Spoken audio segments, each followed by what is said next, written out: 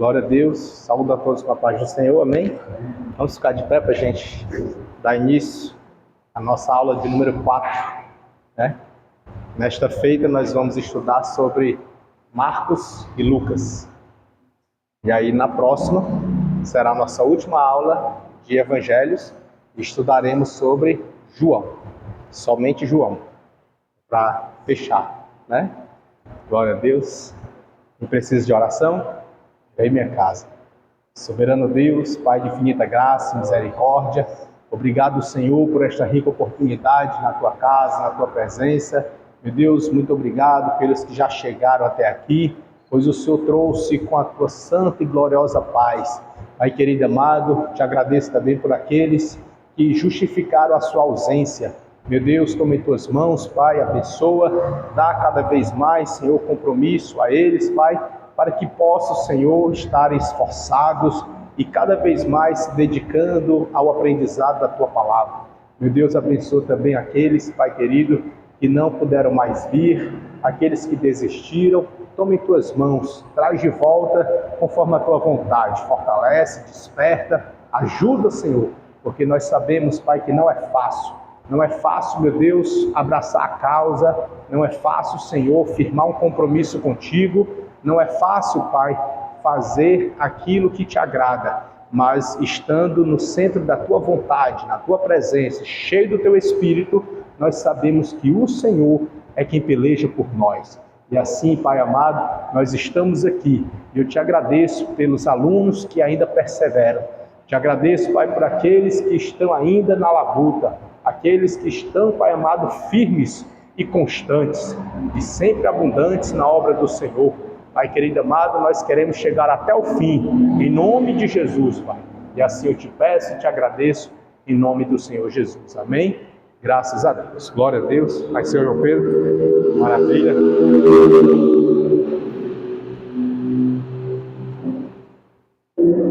Glória a Deus. Meus amados, nós chegamos ao Evangelho segundo escreveu Marcos e vamos fazer um paralelo aqui com o Evangelho segundo escreveu Lucas. Então nós temos aí Marcos e Lucas, tá? No nosso material está lá na página 53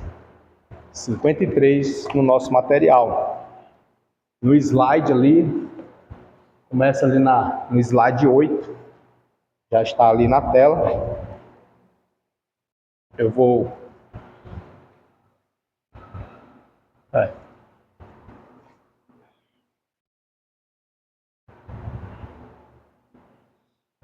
Então, vamos lá, né? Aqui. Bianca, volta aí, volta alguns slides aí, por favor. Na setinha para trás, na seta. A setinha. Volta. Usar foco, né? Volta, vai voltando. Mais. Pode ir. Acabou? Vai para frente, então. Deixa eu ver lá.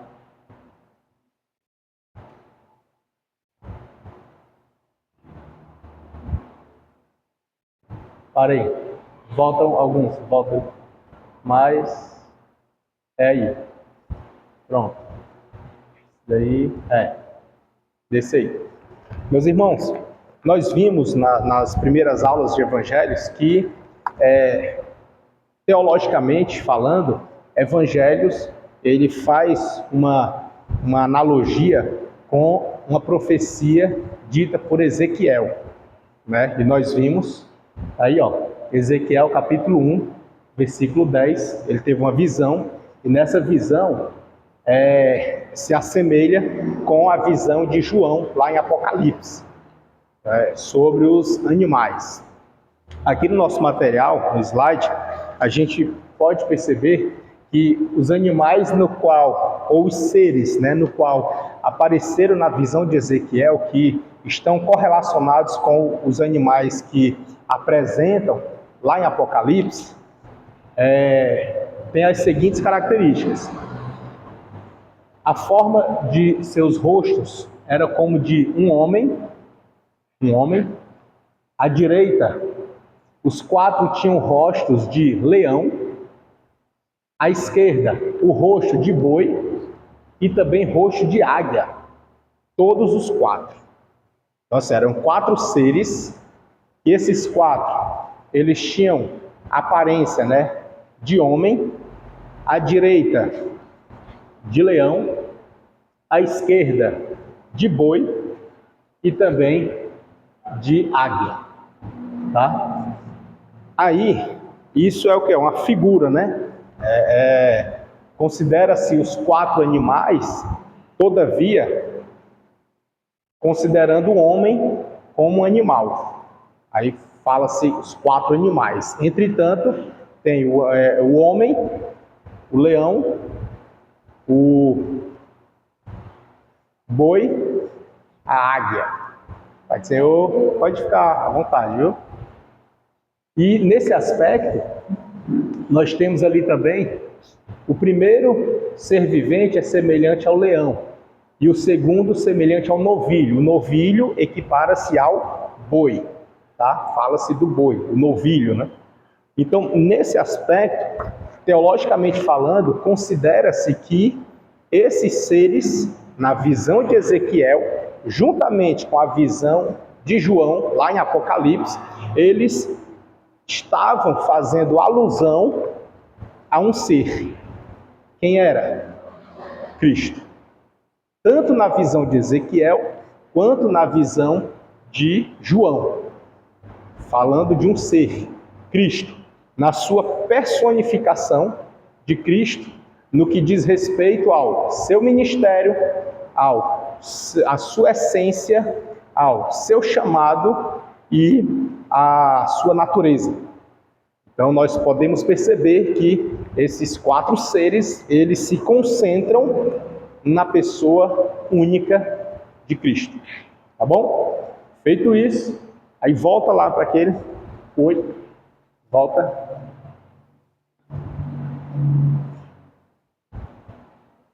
Volta na seta, na setinha.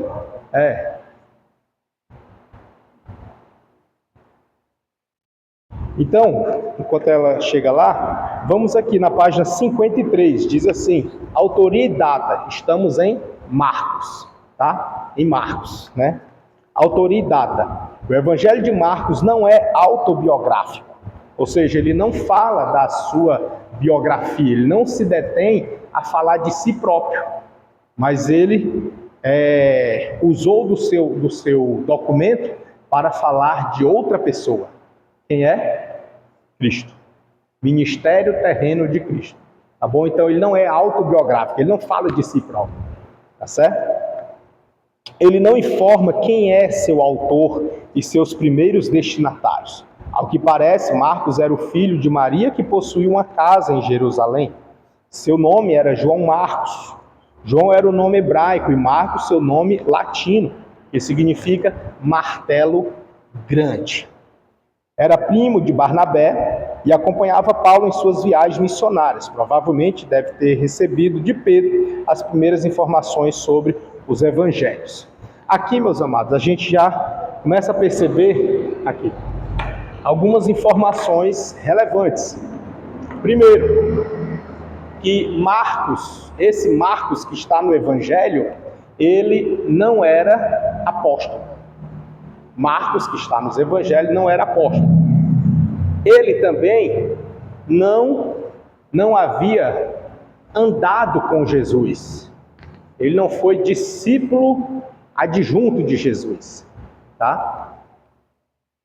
Pela a história e pela teologia, este Marcos do evangelho, segundo escreveu Marcos, ele ouviu falar, ele aprendeu diretamente do apóstolo Pedro. Então ele tomou nota, tomou conhecimento pela pessoa de Pedro, seu ministério, a pessoa de Jesus, ouviu falar diretamente daquele que esteve junto. E isso lhe deu respaldo e segurança mediante a sua conversão. Pois ele, tendo aceitado Cristo como sendo Messias, que isso era muito importante para aquela época, aceitar Cristo não era como nós aceitamos hoje. Tipo assim, eu aceito Jesus como Senhor e Salvador, né? Para eles, pela sua cultura, eles precisavam primeiro compreender, entender que Jesus era o Messias. O Messias que havia de vir, ou seja, aquele que os profetas haviam falado. Os profetas indicaram, apontaram para alguém, dizendo que ia vir, vai vir, vai vir. E este que iria vir, chegou. Chegou na pessoa de quem? De Jesus. Então, as pessoas que estavam em volta dele, os que eram contemporâneos dele, tiveram uma certa dificuldade ou criaram uma resistência para aceitar Jesus como sendo o Messias. Então, o primeiro obstáculo, a primeira barreira foi essa. Entender que ele era o Messias. Ponto. Uma vez que aceitasse ele como sendo o Messias, precisavam compreender que ele era o Salvador.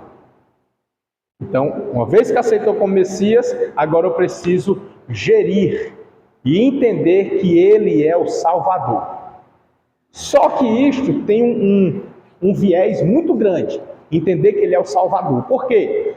Porque eles estavam agora, uma vez que aceita Jesus como sendo Salvador, eles se deparavam com uma grande barreira, uma grande dificuldade. Qual? Salvador de qual época? Salvador de quê? Salvador de quem? Alguns, os materialistas, entendiam que Jesus era o Salvador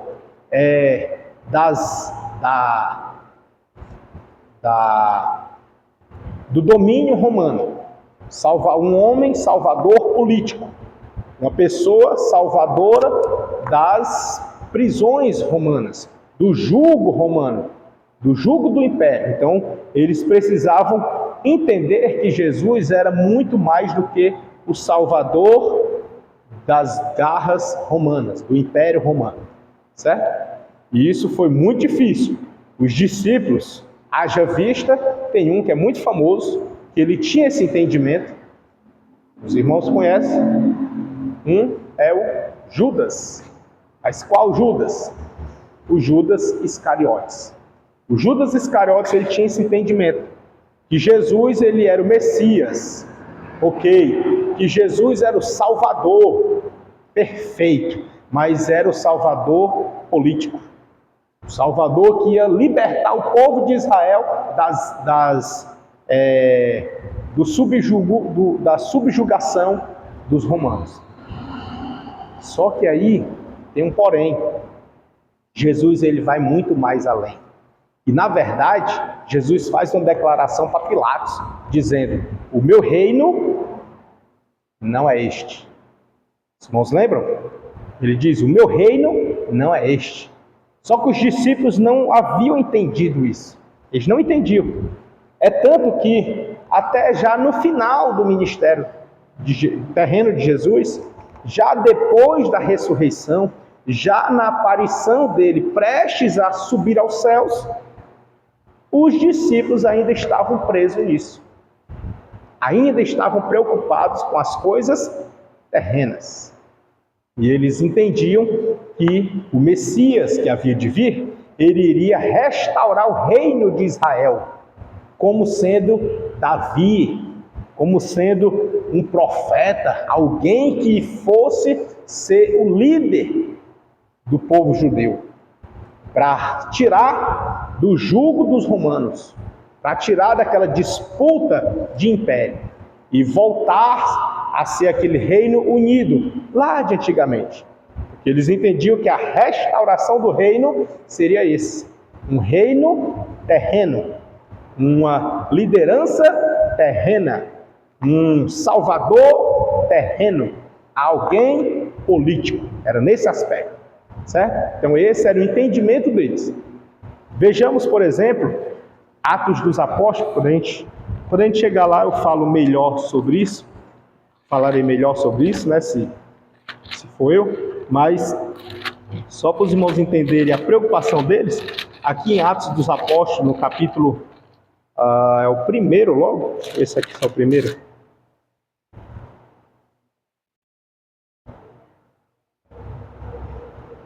É o primeiro ainda, no capítulo 1 de Atos dos Apóstolos, a partir do verso 4,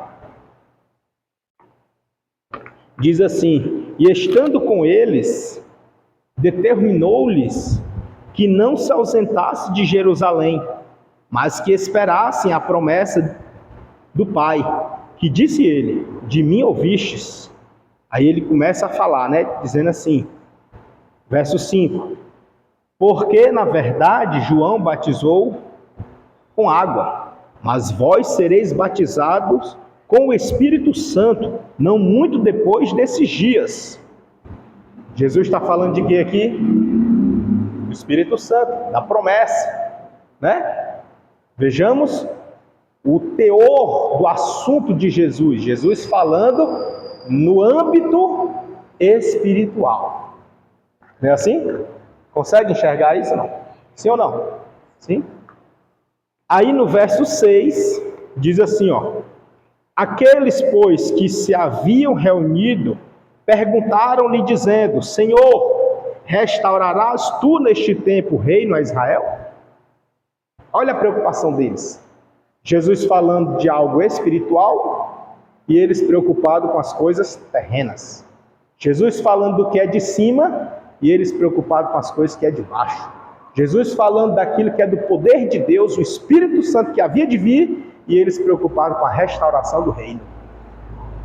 Aí no verso 7, versículo 7, Jesus disse assim, ó, e disse-lhes, não vos pertence saber os tempos ou as estações que o Pai estabeleceu pelo seu próprio poder, mas, aí ele volta para o assunto dele, verso 8, mas recebereis a virtude do Espírito Santo, que há de vir sobre vós.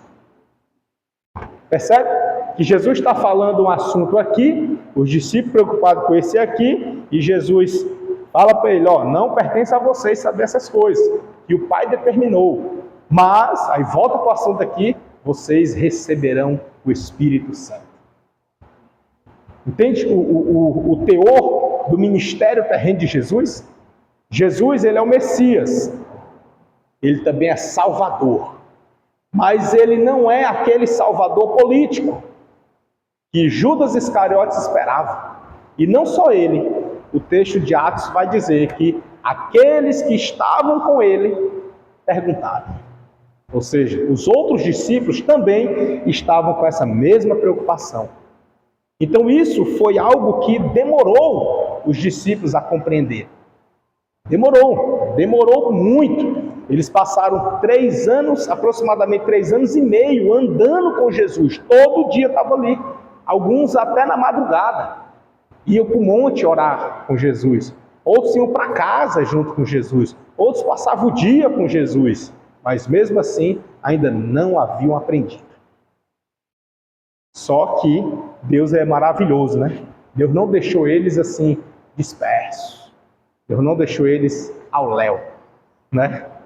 Deus é misericordioso, é gracioso. E mesmo eles não compreendendo, mas Deus ainda assim derramou do dunamis, né? Encheu do Espírito, encheu da graça, encheu da virtude e ousadamente usou todos eles. E aí o texto aqui de Marcos ele não estava nesse colégio apostólico. Marcos não estava ali, não fazia parte, mas ele ouviu daquele que esteve lá, Pedro cheio do Espírito Santo. Depois desse dia do Atos, que a gente vai ver lá, quando chegar em Atos dos Apóstolos, depois desse dia, aliás, no mesmo dia, Pedro foi pregar, cheio do Espírito Santo, cerca de 3.000 almas aceitaram a Jesus, né? Se converteram. Ou seja, Marcos ouviu diretamente deste, cheio do Espírito Santo, já dotado de sabedoria e graça vindo do alto. É diferente, um homem, um ser humano, uma pessoa, uma mulher, um idoso, uma criança, um adulto, um jovem, normal, somente consigo próprio e uma pessoa, uma criança, um adulto, um idoso, um jovem, seja quem for, cheio do Espírito Santo. É diferente. É diferente. É ou não é? É diferente. E aqui Marcos, ele toma conhecimento do que aconteceu, de quem era esse Jesus, se converte ao cristianismo, passa a andar segundo os costumes de Cristo, o que Cristo estabeleceu, e ele, tendo se convertido, tendo passado a andar conforme eles, agora estava pregando a palavra. Só que essa pregação era somente no cunho teórico, era na pregação oral. Até então, assim como havia a lei oral lá no Antigo Testamento, que a gente viu aqui, a lei oral e a lei escrita, e os profetas da fala e os profetas da escrita, assim também passou a continuar tendo, depois da morte de Jesus, depois da assunção de Cristo, depois da diáspora, depois da perseguição, passou-se novamente a pregarem de forma oral, só oral, não tinha escrita. E a escrita, a nossa que a gente usa aqui do Novo Testamento, eles começaram a escrever. Só que quando que eles escreveram? Nós vimos aqui na aula passada que Jesus ele foi crucificado aproximadamente ali no ano 27, 28, né? Depois de Cristo. E depois dessa data, botar aqui 27, mais ou menos 28, depois de Cristo, depois dessa data, sabe quando foi que Marcos veio escrever o Evangelho? Aproximadamente em 65 a 67 depois de Cristo. Ou seja, bem distante, né? Bem distante. Não foi ali simultaneamente. Jesus vivendo e escrevendo, não foi. Dá mais de 30.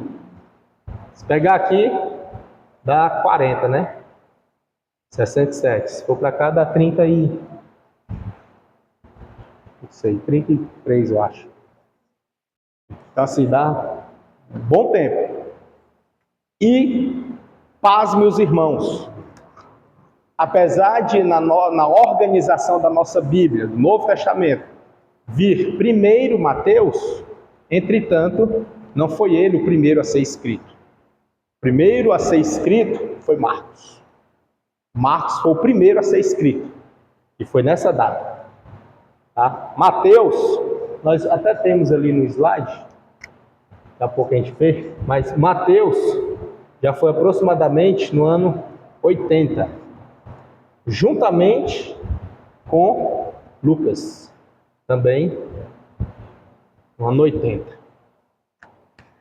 Próxima aula a gente vê João.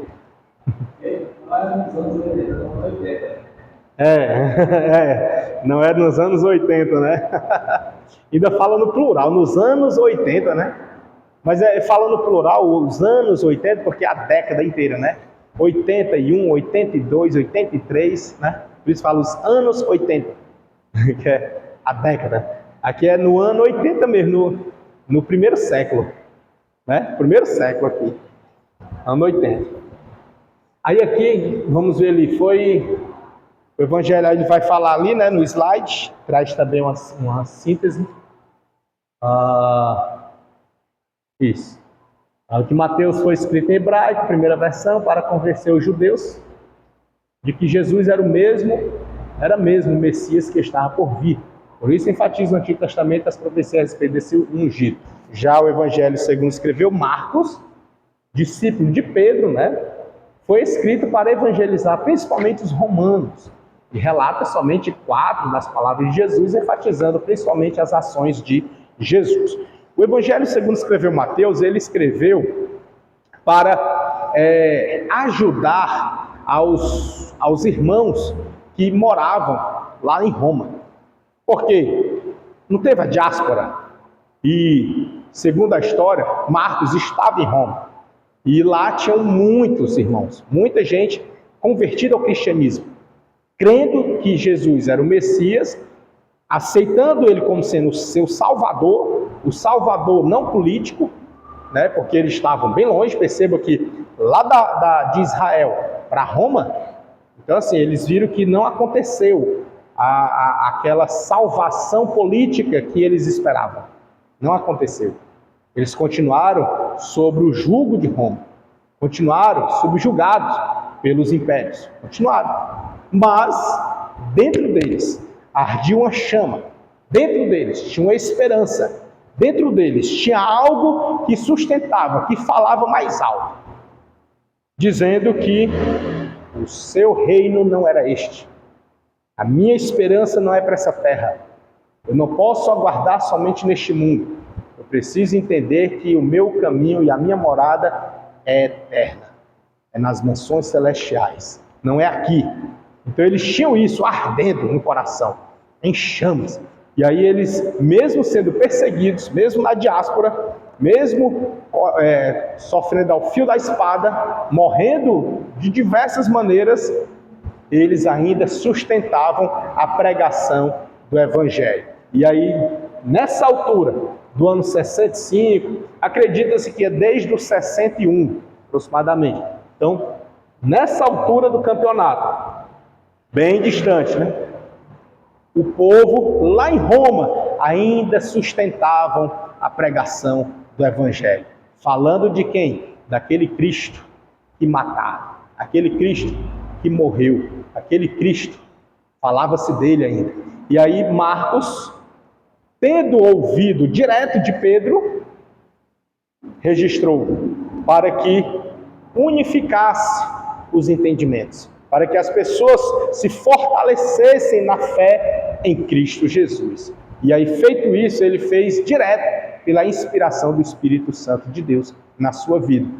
Houveram outros, como a gente viu em aulas passadas? Sim, houveram. Houveram evangelhos sinóticos? Os sinóticos não, os pseudos? Sim, muitos. A gente viu aqui, muitos evangelhos. Evangelho de tudo que é gente. Até evangelho de Maria. Né? Evangelho de todo mundo. Tinha evangelho. Mas inspirado por Deus, esses. Marcos, Mateus, Lucas, João. Mesmo sem ser discípulo, mas a inspiração veio. Certo? Por que até aqui? Algo a acrescentar? Então vamos seguir, né? Passa aí, Bianca.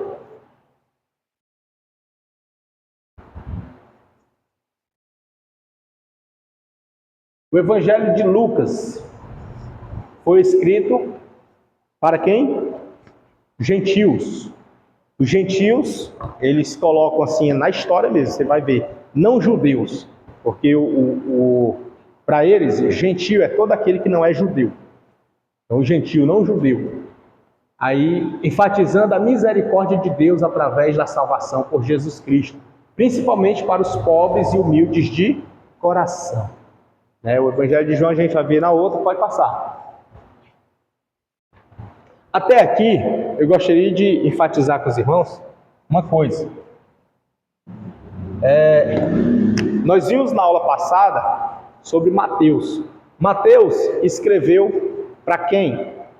Para os judeus, certo? Judeus. A fim de ratificar, de convencê-los de que aquele Jesus que foi morto, ressuscitou, que andou ali na Galileia, operou maravilhas, milagres e tudo, e depois foi assunto aos céus, ele de fato era o Messias, certo? Aí depois vem Marcos, depois assim, né? Na verdade, primeiro vem Marcos, depois... Mas aí vem Marcos. Marcos escreveu para quem? Os gentios, entretanto, mais especificamente para os romanos, né? Os romanos. Depois vem Lucas. Escreveu para quem? A gente viu ali. Volta aí, Ben.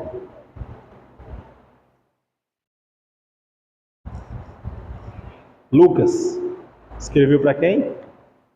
Os gentios, no geral, que era os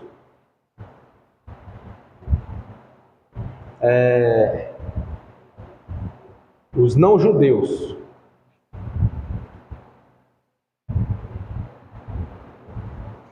Os não judeus.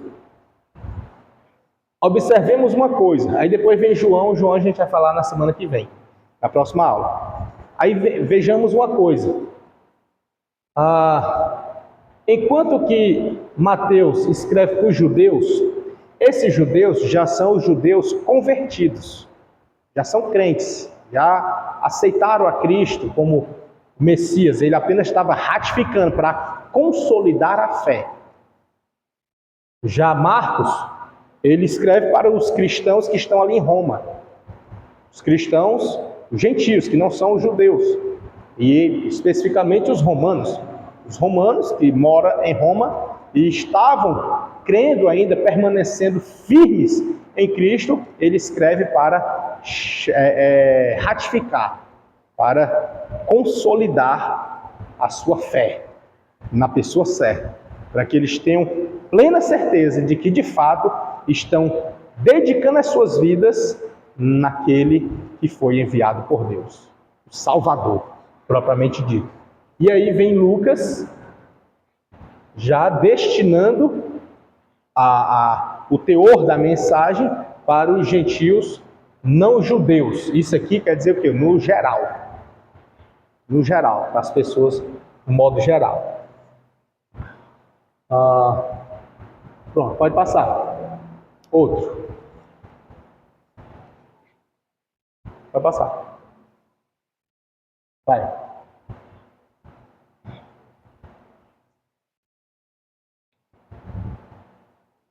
Vai passar. Pronto. No que tange aos evangelhos sinóticos, que a gente até já viu, vou só recapitular isso aqui. Marcos, ele tem, apesar dele não ter sido discípulo, nem ter sido apóstolo ali, ele é discípulo, mas não direto, né? Ele não é o apóstolo, o enviado. Ele tem algumas peculiaridades no seu evangelho. Chamava-se de documento, isso aqui. Nós aqui chamamos de evangelho, mas na época chamava-se de documento. O seu documento, ele tinha algumas peculiaridades diferentes dos demais. E nós vamos trabalhar isso hoje, se Deus quiser. E aí tem 7 peculiaridades e 93 coincidências, né? Essas coincidências que ele traz assim, na verdade, a gente sabe que não são meras coincidências, né? É tudo planejado por Deus, tudo no projeto, está tudo no plano, tá certo? Aí ele vai falar as peculiaridades. Marcos, ele traz algumas terminologias peculiar dele, mostrando que ele estava realmente em Roma. E a peculiaridade dele é que ele usa a linguagem do idioma latim. Por exemplo,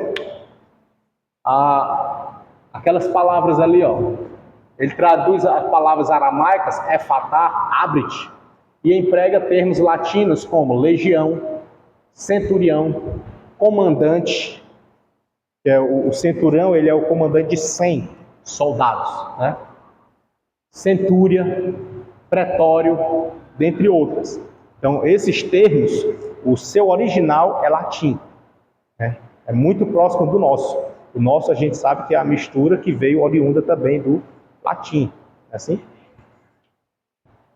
Enquanto que Mateus tem 42 peculiaridades e 58 coincidências. Aí é o mais judaico dos 4, contém com precisão os ensinos de Cristo sistematizados.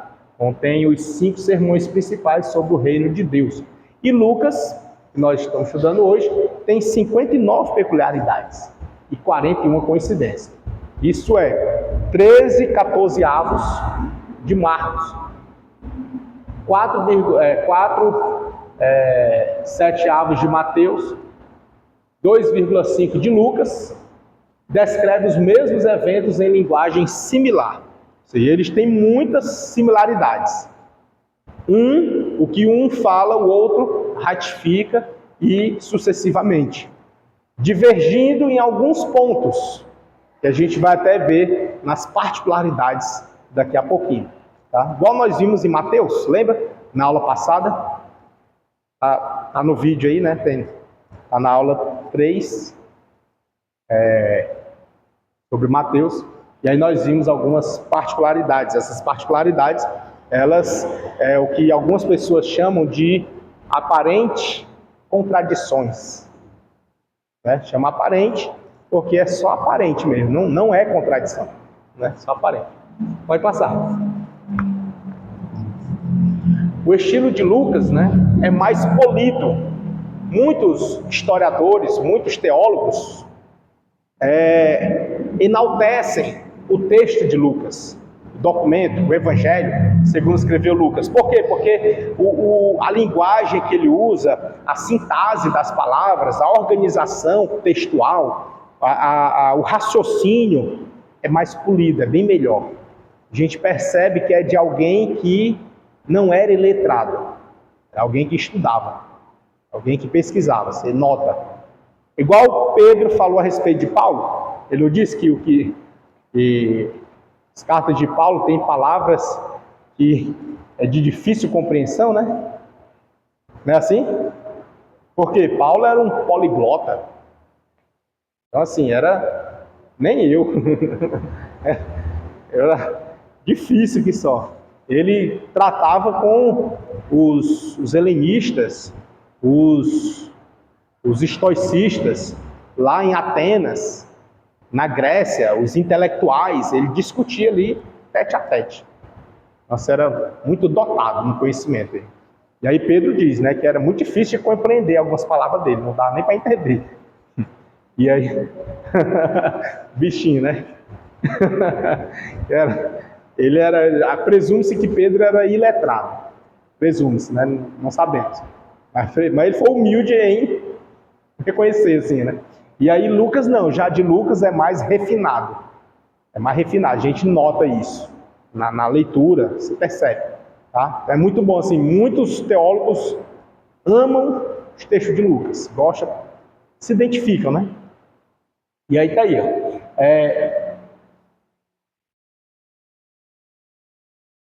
No caso de Lucas, ele usa muito hebraísmo.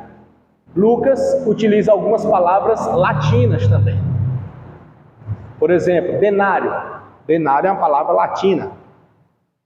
A legião é a similaridade dos exércitos, de um comando de soldados romanos. Essa palavra legião, ela vem com o sentido de que era um conjunto de soldados do Império Romano. Eles usavam esse termo. Havia uma legião. Eles não falavam isso fazendo analogia a demônios. Não. Quando se falava legião na época, ele falava no sentido de muitos soldados. E qual a quantidade desses muitos soldados? Girava em torno de 2 a 6 mil soldados. Então, quando Jesus está diante do Gadareno, e o Gadareno cheio de demônios, e os demônios que estão nele, diz que quem está ali é uma legião, ele está se referindo a quê? De 2 a 6 mil demônios. É muito, né? Numa pessoa só. É muito. Por isso que Jesus, ele enfatiza que nós, cristãos, precisamos estar, não é uma vez, duas, mas é em constante oração. E não é só constante, é muito jejum e oração. É muito. Não é só uma vez, eu jejuei, pronto, aí passa o ano todinho sem jejuar. Eu orei, aí passa o mês inteiro sem... Não é. É muito o que ele diz. É muito jejum e oração. Porque realmente, são muitos, meu amigo. São muitos. Pegar uma pessoa, uma legião, não é só um demônio, 2 demônios, 10. É de 2.000 para frente. Trabalhoso, né, irmão? Trabalhoso. Então mas não precisa, mas a gente também não precisa ficar com medo. Por quê? Porque quem expulsa é o Senhor. Não somos nós. Nós somos só instrumento. Somente instrumento. Só isso. Não passamos disso. A glória não é nossa. Nem Miguel ousou expulsar Satanás. Ele diz que o Senhor te repreenda. Entendeu? Então assim, nós então, vaso de barro, mortal, cheio de falha, pecador, meu Deus, só misericórdia do Senhor, não? Só misericórdia. E Ele é misericordioso, Ele faz, viu? Ele usa. Deus dá autoridade para a gente chegar, estender a mão e dizer em nome de Jesus, sai. E ó, bate retirado. Tem uns que ainda gritam, mas sai. Mas sai. Né? Mas sai, não resiste. Uhum.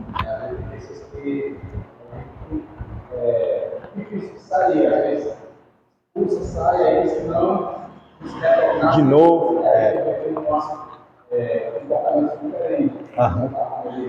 A legião, são muitos. Exato.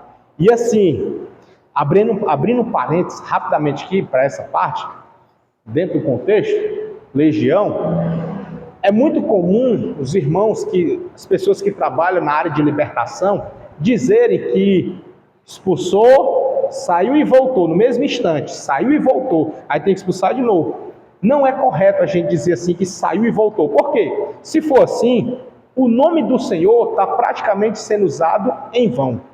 Porque vai e volta, no mesmo instante, na mesma oração, não condiz com o poder que há no nome de Jesus. Se foi. Esse aí não volta não.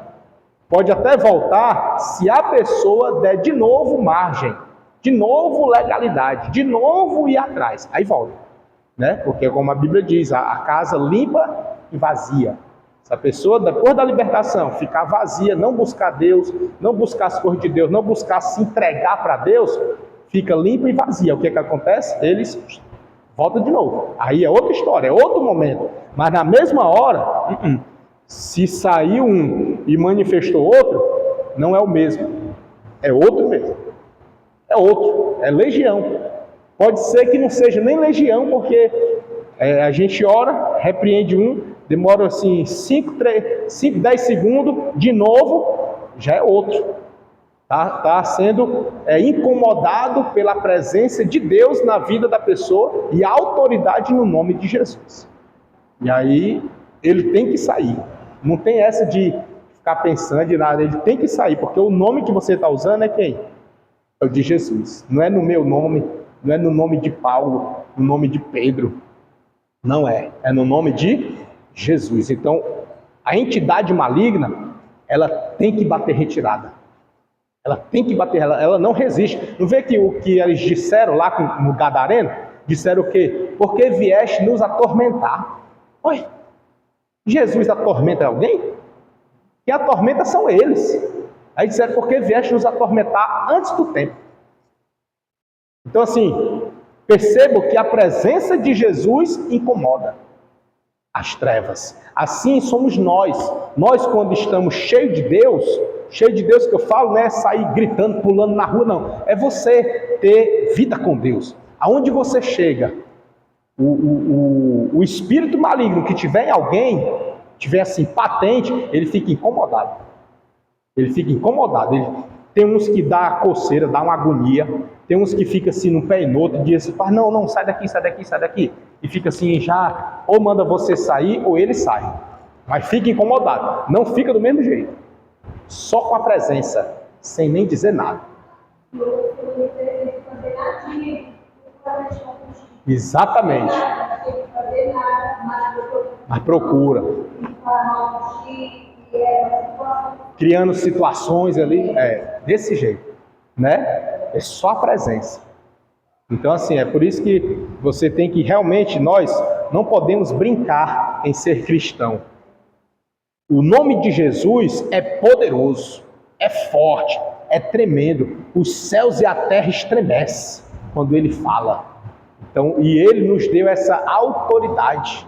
Não foi covardia, foi espírito de ousadia. Deus nos deu para que a gente possa usar sobre o poder das trevas. E detalhe, Paulo vai dizer que é sobre principado, potestade, legião, é o que for. Qualquer uma. O nome de Jesus, ele é glorificado. Certo? Não é necessário estar só entrando em cabeça, não, para uma vez não estar se manifestando aqui do outro, né? É necessário sem estar postando um comportamento aí está identificado do outro. Como Deus não deve ter, né? Que assim, tem coisa, é por isso que eu volta e meia, eu digo, é muito importante pedirmos a Deus o dom do discernimento. É muito importante, irmãos, assim, é tão importante quanto respirar. Porque você tem que discernir se aquela manifestação, aquele comportamento, aquela conduta é espírito maligno ou não. Entendeu? Porque nem sempre vai ser. Boa parte é, mas nem sempre é. Então tem que ter o discernimento. Por exemplo, já aconteceu aqui mesmo no campo, numa cruzada evangelística, ter um grupo orando ali intensamente sobre uma pessoa. E estavam julgando ser demônio. E estava ali direto, aí chegou uma irmã, que ela é a presidente das irmãs do campo. Aí ela chegou lá, ela também é das irmãs que intercedem, que oram pela libertação. Ela chegou lá e notou que aquilo ali não tinha feições, não tinha aspecto de quem está endemoniado. Ela olhou no semblante da pessoa e viu, não, isso aí não é demônio não. E ela então chegou, pediu licença, os irmãos estavam orando, fazia um tempinho já orando lá, pediu licença, chegou e falou no ouvido dela assim, tu te ajeita agora, senão ou eu vou te desmascarar, ou eu vou te levar para a delegacia. Aí a pessoa voltou normal assim, ficou lá toda na dela, tipo com vergonha, ficou lá na dela, pronto, se sentou, parou a manifestação. Né? Porque na verdade nem era. Entende? Então assim, é muito importante ter discernimento, tem que ter, é importantíssimo. E olha que os irmãos fazia tempo que estavam lá tudo orando e nada de nada. Importantíssimo ter. Voltando aqui, né? Tem alguns termos. Aí ele falou ali, legião de 2 a 6 mil soldados, né? Só que para nós na Bíblia a gente vai atrelar, assimilar com demônios. Quando se fala legião para nós a gente pensa em quem? Soldado?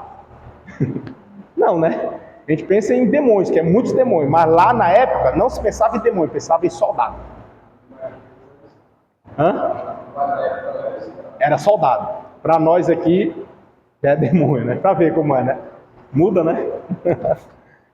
Mas é porque hoje em dia não se usa mais esse termo para soldados, né? Não se usa mais esse termo.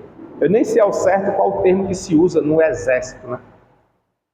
Tem comando, general, capitão, major. Cada um desses, eles são responsáveis por uma quantidade de soldados. Também se aplica, né? Exatamente. Para nós aqui, a gente usa legião para demônio, né? Mas na época usava-se legião para soldado e também usava o termo, acho que lá no Apocalipse ele fala, né? Que é para legião de anjos. Então assim, por quê? Porque o termo legião não está diretamente atrelado a demônio, e sim a quantidade. Legião, ela é atrelada à quantidade. Qual a quantidade? De 2 a 6 mil, se comparado com o Império Romano. No Império Romano, uma legião era soldados, entre 2 a 6 mil soldados. É muito soldado, né? São comandos bem grandão, era uma legião. Então, para eles não tinha essa conotacidade de demônio. Então aplica-se também para anjos, né? Uma legião. Geralmente de anjos fala-se miríade, né? Miríade de anjos, que é muitos, milhares de anjos. Né? Então, no aspecto de anjo, no aspecto de demônios, a gente usa legião. Então vamos aqui. Marcos, ele tem um tema. Já falei ali, né, algumas coisas. Tá. Marcos, ele tem também um tema. O tema central de Marcos, ele apresenta Cristo como sendo o novilho ou o boi. Aqui para o Nordeste, boi é outra coisa, né? Tem boi o animal e alguns chamam de apelido. Só que no contexto teológico, o boi ele é figura de sacrifício. Só que tem outro porém. O boi ou novilho, ele tem um caráter de serviço, disposição, está a serviço. E aí, nessa adaptação da visão de Ezequiel com a visão de João em Apocalipse, trazendo a figura de linguagem, aplicando e se amoldando para Cristo, o boi, aquele lado que via-se como boi, aplicando para Cristo, quer dizer o quê? Que Cristo, ele estava cumprindo seu ministério perfeitamente na condição de servo. O servo. Ponto. Então, para Marcos, Jesus, deixa eu botar aqui.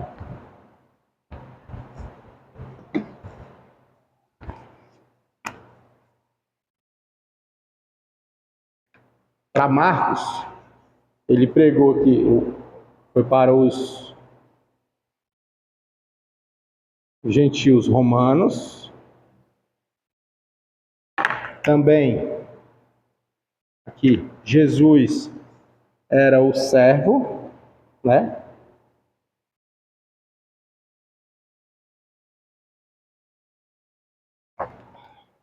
Servo. Tá aqui. Terceiro. E Marcos também, ele, dentre os evangelhos, ele é o mais sucinto, mais simples. A linguagem dele é mais acessível. Ele tratava e trabalha Cristo como sendo servo de Deus, a serviço do reino, se humilhando, falando naquela linguagem de modo que ele apresentava um acesso altamente possível para todas as pessoas, principalmente para os necessitados, os pobres.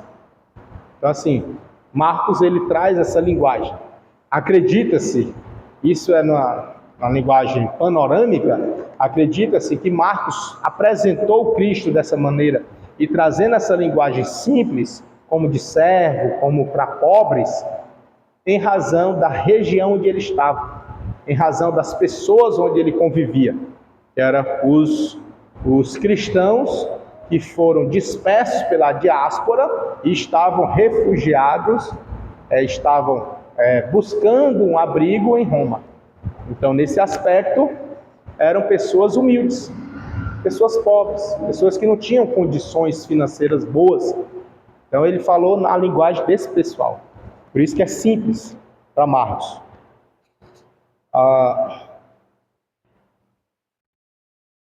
Ele escreveu como propósito, o propósito da escrita dele foi para dar ânimos aos cristãos, para que perseverassem como fiéis diante da crise, né? Então,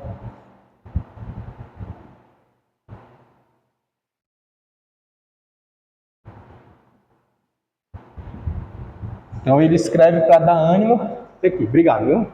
Para dar ânimo aos cristãos, para permanecerem fiéis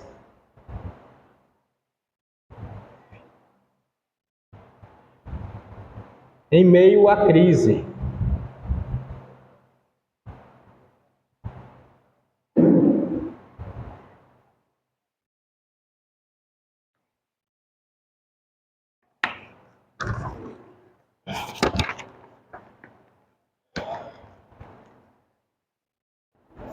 Nas particularidades de Marcos, ele tem...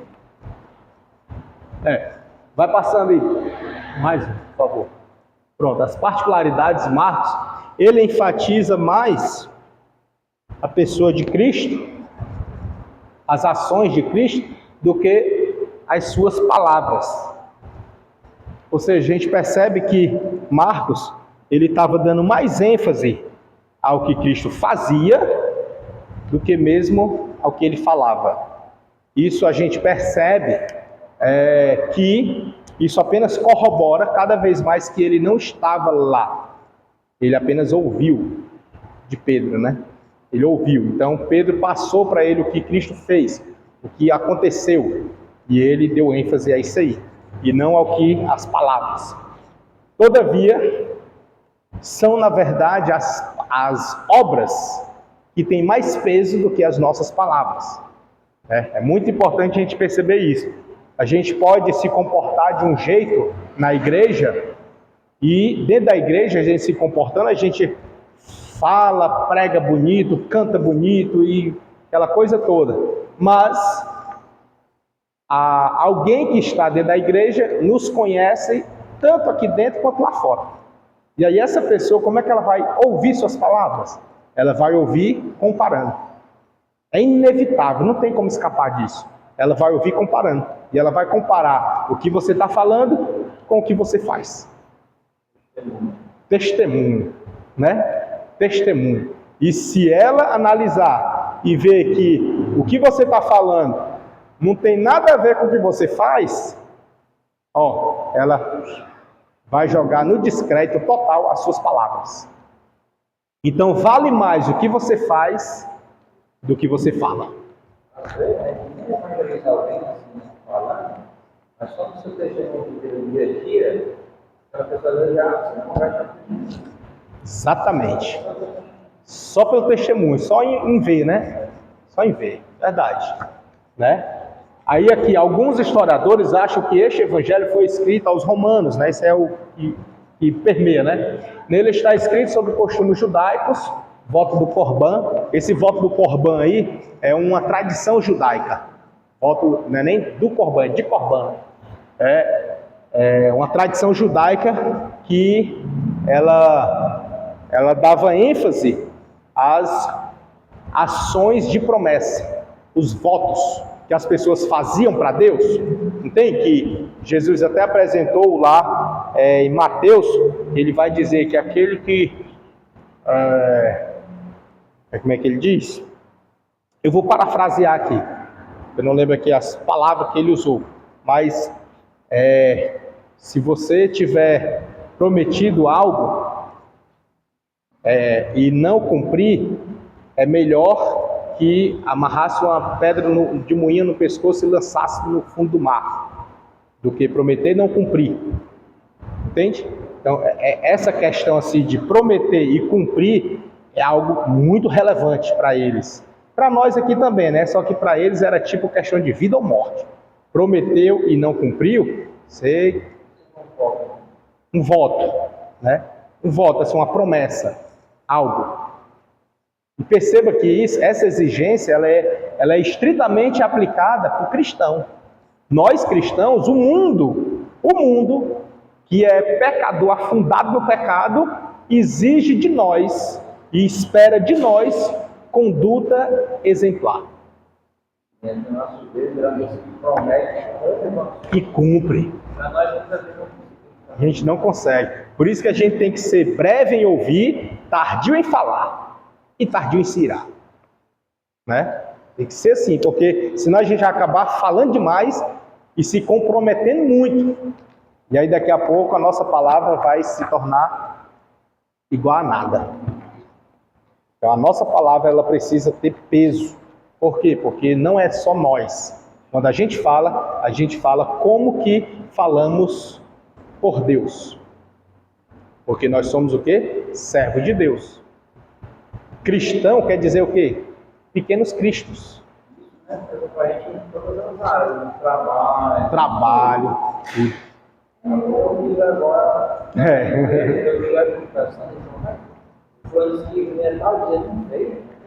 Olha, ó, né? Porque o cara é.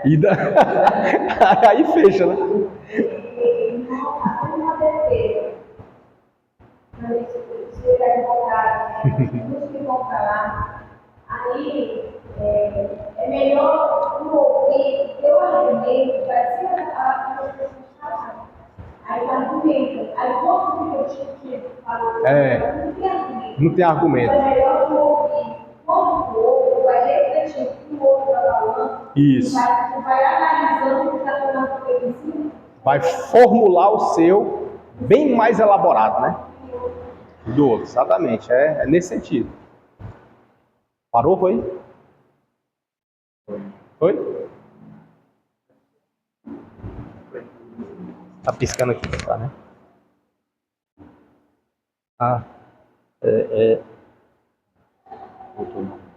Tá, foi a bateria, tá descarregando. Mas ainda continua no vídeo, graças a Deus. Então vamos aqui. Vai já descarregar ali, a gente vai continuar bem rapidinho. Nesse aspecto, deixa eu ver aqui, nele está escrito sobre o costume judaico. O voto de Corã, né, que eu estava, Corban, estava explicando. Pode passar. Ainda nas peculiaridades, contemos 4 acontecimentos que não estão registrados em Mateus e Lucas. Por exemplo, a narrativa da semente que germina por si só, logo depois da parábola da semente do semeador. Está lá no capítulo 4, né? Também fala sobre o cego de Betsaida, aplicação. Isso aí é aplicação, outra coisa. Marcos 8. A tríplice advertência sobre o inferno, Marcos 9. Final do discurso escatológico, de acordo com Marcos 13, né? Ele diz assim: olhai, vigiai, porque não sabeis quando chegará o tempo. É como se um homem, devendo vigiar, ao deixar a sua casa, desse autoridade aos seus servos, a cada um o seu trabalho, e ordenasse também ao porteiro que vigiasse. Vigiai, pois, porque não sabeis quando virá o Senhor da casa, se à tarde, se à meia-noite, se ao cantar do galo, se pela manhã, para que vindo de improviso não vos ache dormindo. Né? O que vos digo a vós, a todos o digo: vigiai. Vigiai.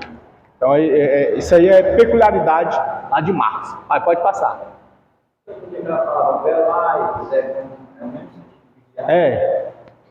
Mesmo sentido. Velar. Passou? Vai passar.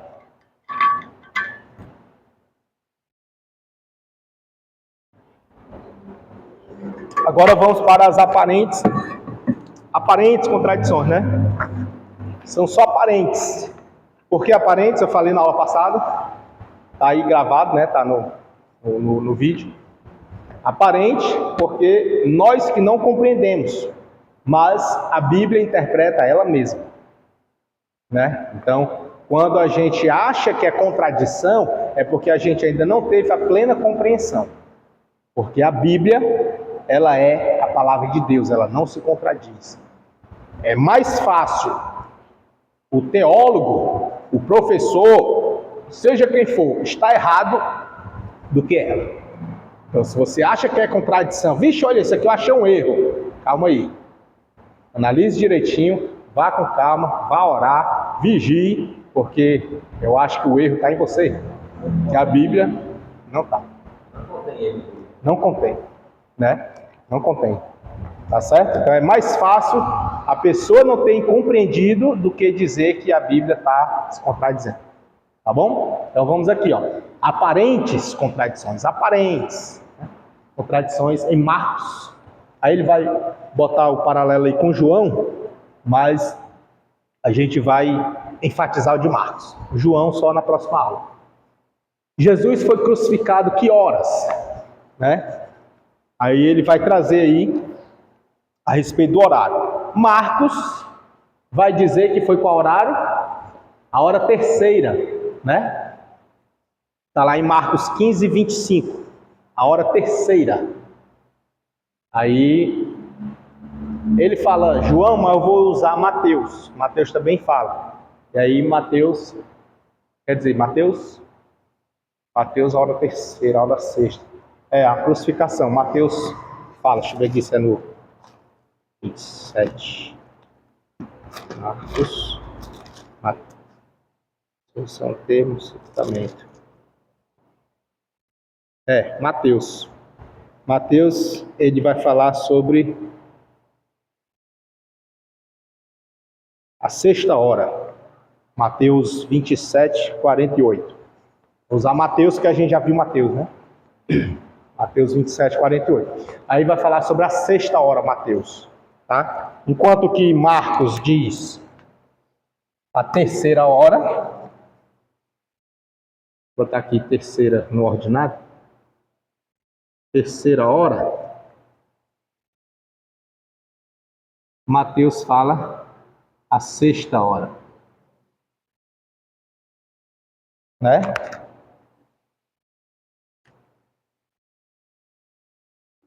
E aí? É contradição? Não, né, irmão? Não, claro que não. Não, jamais. É contradição. Aparente. E por que um fala terceira e outro fala sexta? Aí a gente vai analisar. Existiam duas contagens de tempo. Duas contagens. A contagem, vou botar aqui. A contagem de tempo romana é a mesma que a gente conta hoje. É a mesma. A romana o dia começa meia-noite.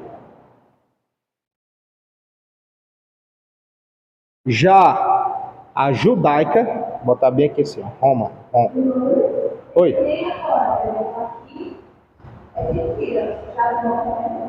Né? O fuso horário, né? Vai entender melhor, Exato. Né? É o fuso horário nesse aí, né? Mas aqui, ó, vamos aqui, ó. No romano, meia-noite, começa a contagem do dia. Para o judaico, no calendário judaico, a contagem começa ao amanhecer.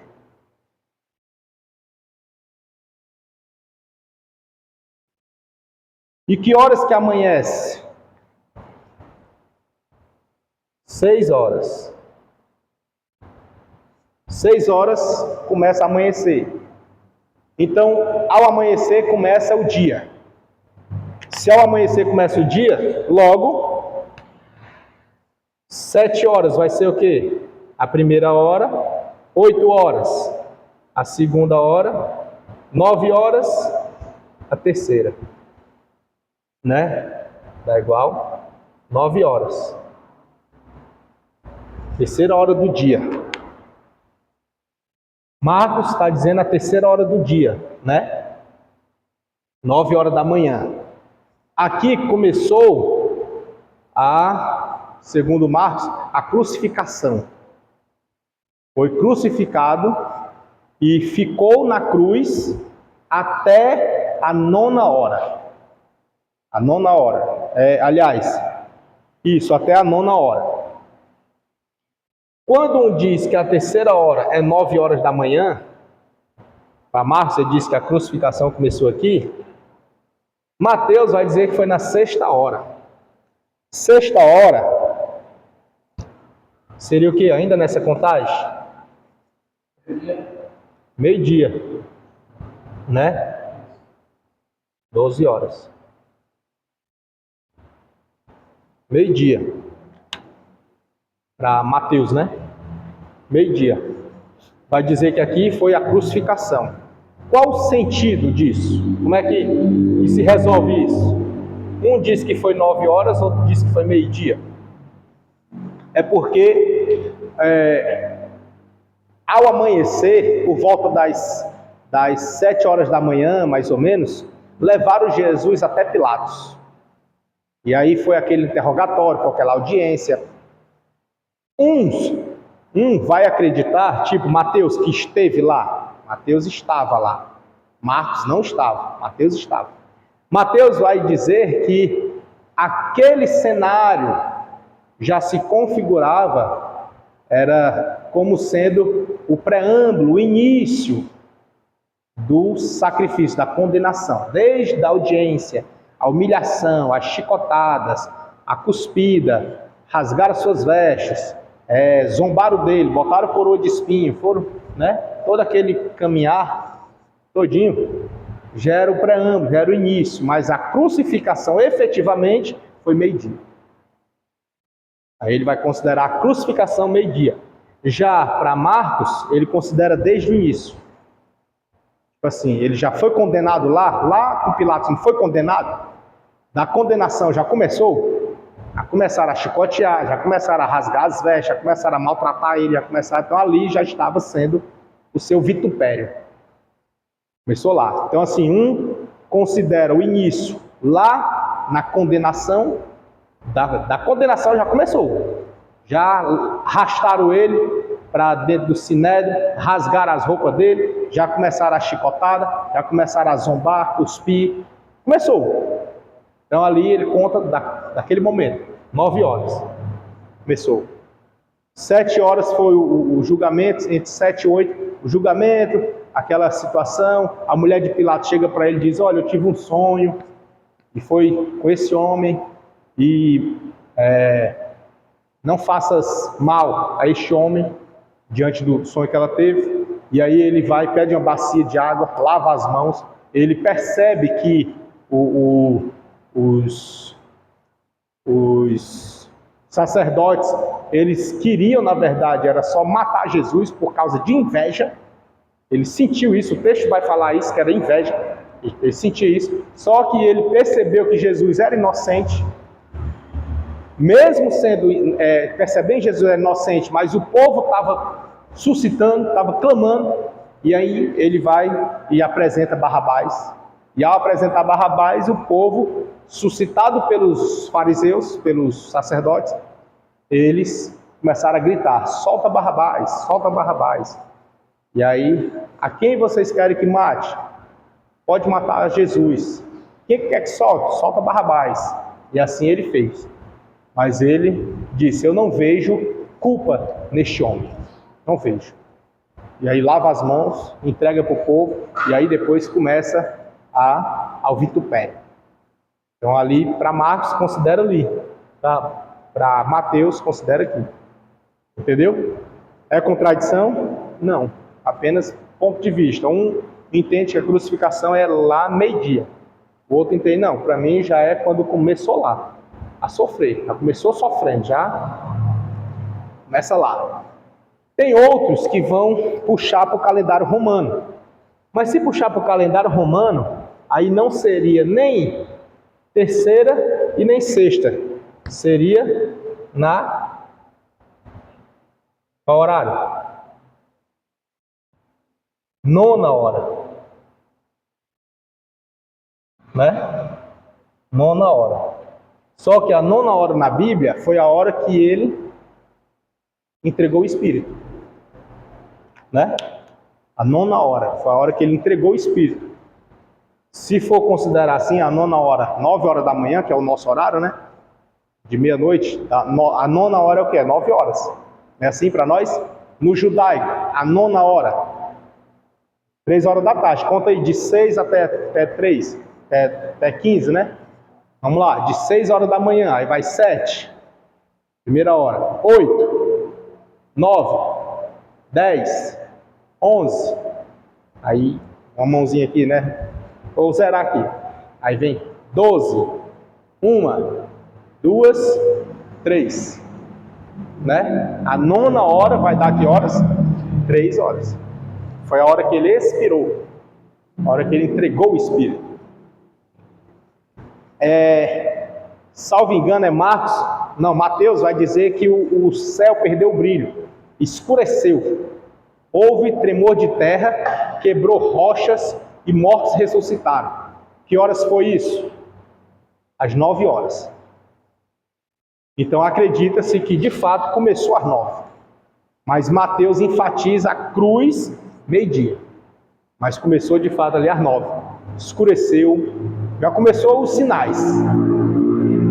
Rochas quebraram, a terra tremeu, 9 horas. E aí ficou escuro até 3 horas da tarde. Quando ele suspirou. De 9 às 15. Segundo o relato, Mateus, né? Então, nesse aspecto, percebamos que não é uma contradição. É o ponto de vista. Entendeu? Ponto de vista. Mateus esteve lá. Marcos não esteve lá. Mateus vivenciou. Marcos ouviu. Né? É aí que a gente até discute, e tratamos isso na aula passada, não foi? A respeito dos endemoniados gadarenos, que Mateus diz que são 2, os outros evangelhos dizem que foi 1. E aí? Né? É só voltar ao vídeo, né? Assistir a aula passada, a gente falou sobre isso. Então vamos lá. E deu para compreender a questão do calendário? Ponto de vista, Mateus e Marcos, dá? Amém? Podemos seguir? Deixa eu ver ali. Aí ele traz aí, deixa eu ver o que ele traz aí. Ele foi crucificado na hora terceira. Esta aparente contradição vem do fato de João empregar o método romano de contar as horas, a passo que Marcos empregou o método judaico. Aí ele também puxa para a questão do método romano e judaico. Só que o romano é o nosso, começa meia-noite, 9 horas vai ser 9 horas. Né? Enfim, vamos seguir. Pode passar. Marcos e Lucas apresentando o cego, né? Mateus, no entanto, apresenta 2 cegos. Quem está certo? Marcos e Lucas apresentam um cego. E Mateus diz que são 2. Mateus é igual o do Gadareno, né? Os outros dizem que é 1, Mateus diz que são 2. Ao cego, mesma coisa. Marcos e Lucas diz que foi 1. Mateus, não, foram 2. 2, Mateus 20, 29 e 30. Saindo eles de Jericó, uma grande multidão acompanhava. E eis que 2 cegos, assentados à beira do caminho, tendo ouvido que Jesus passava. Aí ele exclamou, né? Começou a gritar. Aí, Marcos 10, 46, quem lembra? Cego de Jericó, né? E foram para Jericó. Quando ele saía de Jericó, juntamente com os discípulos, e numerosa multidão, Bartimeu, cego, mendigo, filho de Timeu, estava assentado à beira do caminho. Menciona apenas Bartimeu. Numerosa multidão, 7 a 8. De 5. É muita gente, viu? Muita gente. Aconteceu que ao aproximar-se, aí Lucas 18, 35, aconteceu que ao aproximar-se ele de Jericó, estava um cego assentado à beira do caminho pedindo esmolas. Estava um cego, né? Tem 2 questões aí nesse texto, 2. A primeira é a quantidade de cego, né? Só que antes dela tem outra questão, que a gente atropela, passa por cima sem nem perceber. Que no mundo da teologia, eles gostam de ficar discutindo. Perfeitamente. Enquanto Mateus diz que saindo eles de Jericó, estava saindo, já estava em Jericó e estava saindo. Marcos diz assim, e foram para Jericó. Ele não estava saindo, agora ele estava chegando. Lucas vai dizer, aconteceu que ao aproximar-se de Jericó, também está chegando. Perceba isso aí? Perceberam não? Né? Quando um diz que está saindo, o outro diz que está chegando. É verdade. Isso aí é os teólogos gostam de discutir isso aí. A gente está falando do cego, né? Mas dentro do mesmo texto tem outra situação, percebam? Perceberam aí que tem outra situação? E o que fazer, né? Aí vem aqui a indagação, vem aqui, Afinal, Jesus entrava ou saía de Jericó? O encontro foi com 1 ou 2 cegos? Né? Chegando lá, né, irmão? Aconteceu o milagre, isso eu sei, né? Aí ele vai vir dar certo. Então vamos adiante, passa aí. Ó, Marcos, como pesquisador,